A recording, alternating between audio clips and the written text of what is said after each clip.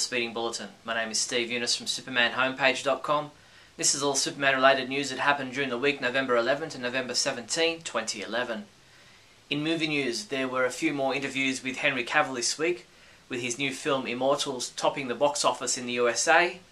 In regards to what fans will think of Man of Steel, Cavill told MovieLine.com, "What I can tell you is that we're going to be making him easier to relate to, and it's a modernisation of the role." The December edition of InStyle magazine features Amy Adams on the cover, with a multi-page feature of the actress inside. Amy Adams also appeared as a special guest on both The Tonight Show with Jay Leno on Monday, and then on the Ellen DeGeneres Show on Tuesday.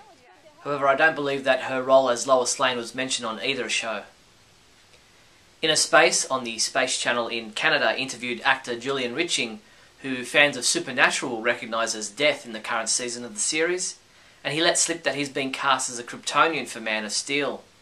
Have you shot yet? Yes, I've just been to Vancouver and over a span of about a week and shot a couple of scenes. I can't talk too much about them, but they were a lot of fun, and they were with Russell Crowe and Michael Shannon, and in a setting probably the size of a hockey arena, with an awful lot of green screen around. So I can't even tell you what it will finally look like, but I think it's going to be impressive. Amazing. But Zack Snyder directing, and you're on Krypton, right? I certainly am. ThinkMcFlyThink.com claimed to have received word that Warner Brothers are already looking ahead to a second Superman film to follow Man of Steel. Supposedly, executives in Burbank are very happy with what they've seen so far from Man of Steel, both regarding the latest round of rewrites and the footage assembled.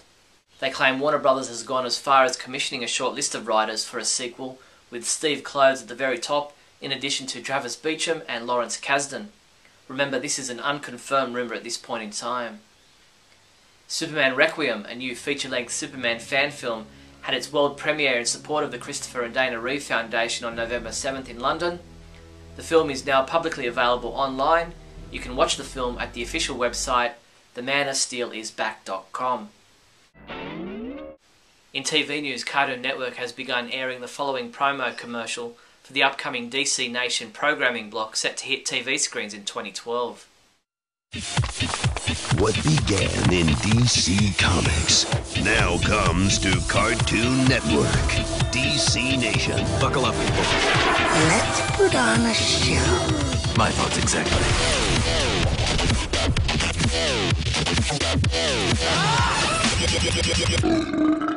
Ew.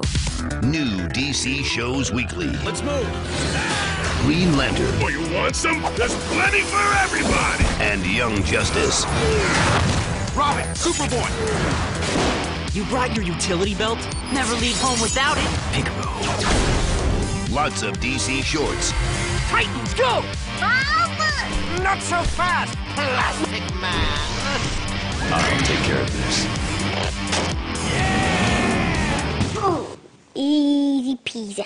Neat, huh? Insider looks at DC News. Hey, I'm Trevor Bain. I'm really excited to be here at the Warner Brothers Studios to check out the Batmobile. Hey, I'm comic book artist Cully Hamner, and you're watching DC Nation. DC fans. You're watching DC. Welcome to DC Nation. Whoa. Hundreds of heroes. It's go time. Tons of villains. And you all make up a nation. DC Nation. Coming in 2012 to Cartoon Network.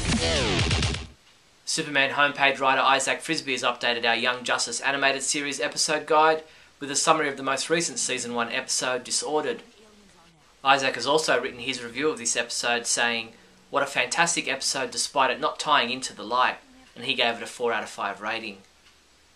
Cartoon Network and DC Entertainment have released the episode description, a video clip, and 10 images for Secrets, this week's new episode of the Young Justice animated series. In this episode, Artemis and Zatanna go to Manhattan for a night on the town on Halloween, only to be hunted by Harm, a psycho in training hiding a deadly secret.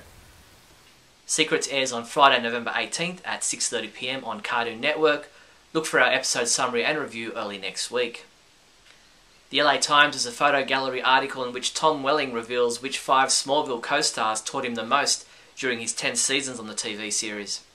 Welling goes into detail on what he learned from John Glover, Michael Rosenbaum, Annette O'Toole, John Schneider and Christopher Reeve.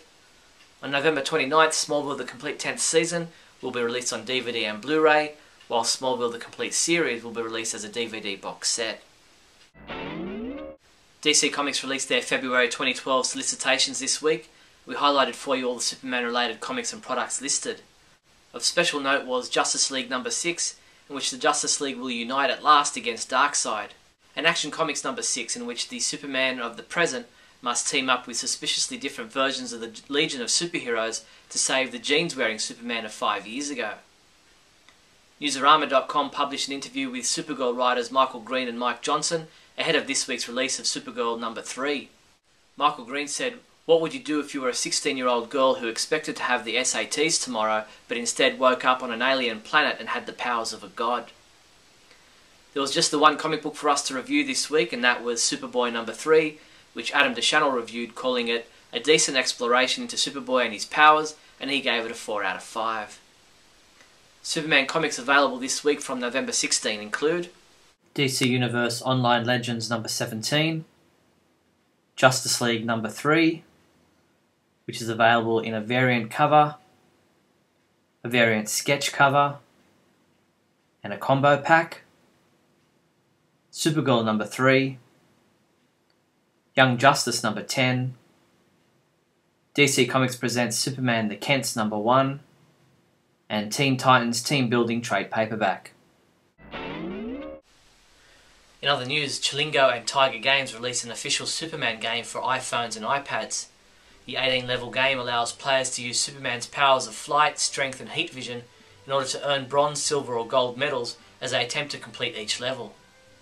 As the Man of Steel, only you can protect humanity with your incredible powers. Download the game now from the iTunes Store. A rare and pristine copy of Action Comics number 1 from 1938 is now available for sale via an auction hosted at ComicConnect.com. This is the book that belongs to Nicolas Cage, which was stolen and then returned. It's expected to fetch over $1.5 million. The auction at ComicConnect.com lasts through November 30th. Sony Online Entertainment announced the release of DC Universe Online Game Update 6, the Deadly Double Cross featuring General Zod. The third and final chapter in the Fortress of Solitude raid series pits you and 7 friends against some of the most vile criminals in the universe.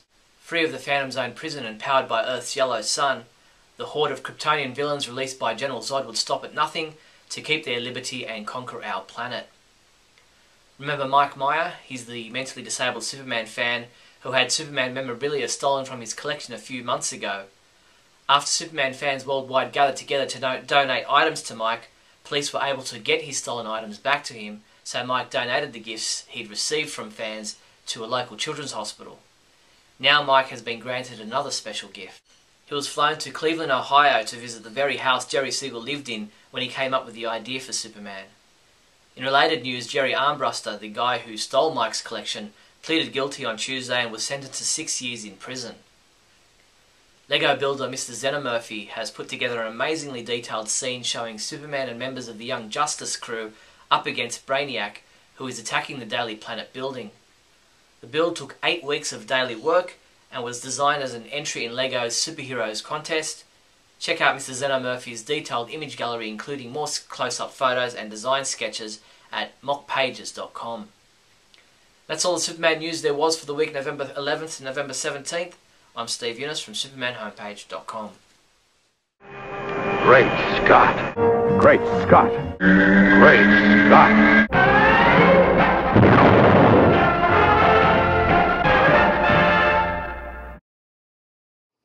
Hello everyone and welcome to Great Scott. I'm Scotty V. It's good to see you. Today I want to talk a little bit about Young Justice. Now you've heard me go on and on about how I really love it. I think the stories are great. The depth of character is great. Now I'm going to say some of the negative things that I have been feeling about it, at least lately. The show is still great. The animation is still great. If you're not watching this, you should be. And as a Superman fan, maybe I just need to forget about the fact that they all exist in the same universe as Superman. Most recently, we've seen going into a training exercise.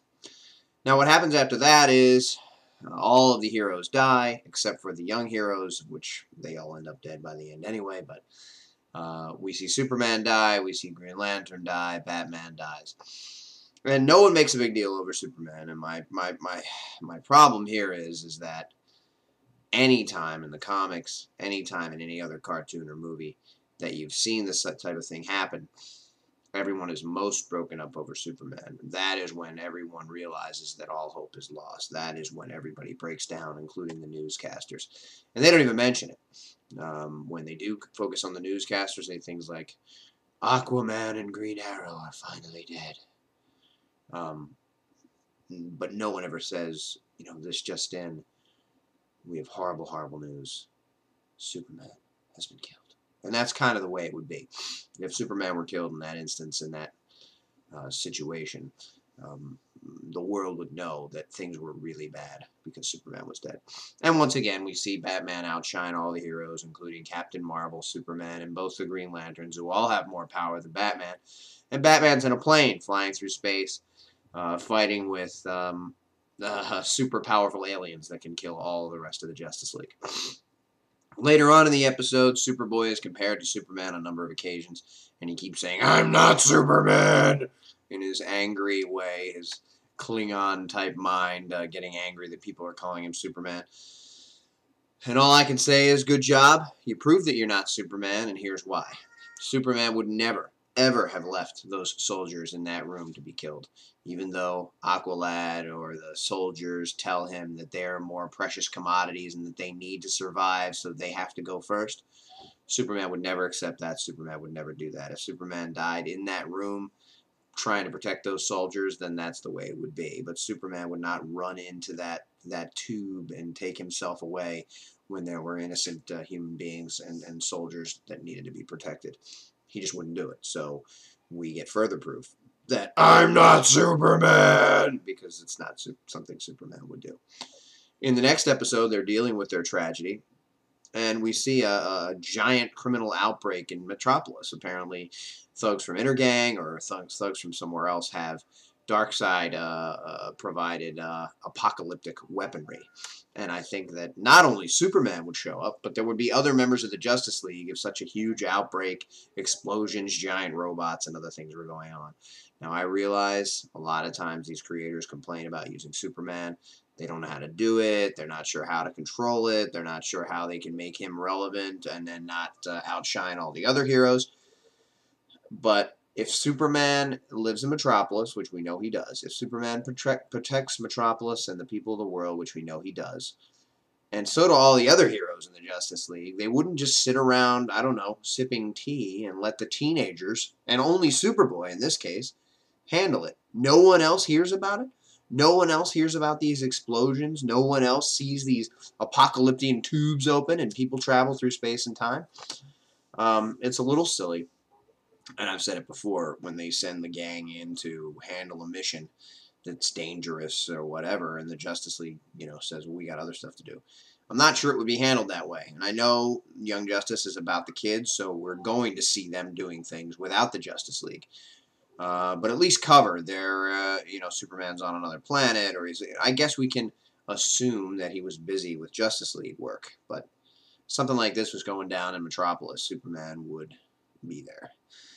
But what are you going to do? I realized that both this and the Justice League cartoon, when that was on, all the creators had a hard time. They said Batman was the coolest, and they had difficulty bringing Superman in. They weren't even sure what power levels to use, and I think they seem to be having the same sort of difficulty because we still haven't seen any sort of forward motion with the Connor Superman story or how they're going to figure each other out or anything like that. So we'll see how it goes, but the show is definitely worth watching. Check it out.